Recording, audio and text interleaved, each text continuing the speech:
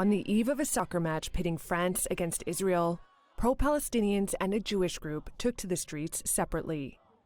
Pro-Palestinian protesters say the Nations League match should be cancelled or boycotted. Le match de la honte, c'est le match de la honte. This protester called it the match of shame. Outside the stadium where the game is set to take place, French authorities have ramped up security. Thousands of police are set to be deployed, according to Paris's police force. The hope is to avoid a repeat of violent clashes that unfolded in the Netherlands last week after an Israeli team played in Amsterdam. At least 5 people were hospitalized in what Israeli and Dutch politicians called anti-Semitic attacks.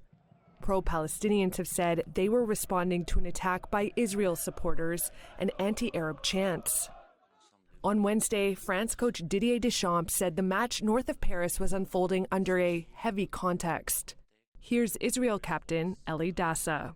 It's not the perfect time, I would say, but it is what it is. We are expecting a good game tomorrow. We want to represent our country. The match comes at a fraught moment. Diplomatic relations between French President Emmanuel Macron and Israeli Prime Minister Benjamin Netanyahu have become strained by Israel's war in Gaza. Macron is expected to attend Thursday's game. Passions over Israel's conduct in the enclave run high in France. It's home to Europe's largest Jewish and Muslim communities. The head of a council of Jewish institutions in France, Jonathan Arfi, said he's worried about the game. In an ideal world, football remains just football. However, in 2024 in Europe, 1 year after October 7th, a few days after Amsterdam, well, this event takes on an additional dimension. It's become a moment to affirm Republican values in the face of anti-Semitism. France's Human Rights Commission said reports of anti-Semitic attacks skyrocketed by nearly 300% last year, with anti-Muslim acts up around a third. French-Palestinian lawyer Salah Hamouri says it's impossible to separate soccer from politics. The athletes who are in the team, a part of them, were also in the army or are still in the army.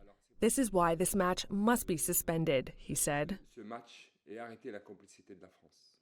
Following the violence in Amsterdam, local authorities imposed a protest ban. Dutch police say they've removed hundreds of pro-Palestinian protesters since then, with more detained on Wednesday. As for the Paris match, turnout for the game is expected to be low. Israel has urged its citizens to avoid attending cultural and sporting events abroad following last week's violence. Some 20,000 fans are expected in the stadium that can hold 4 times as many people.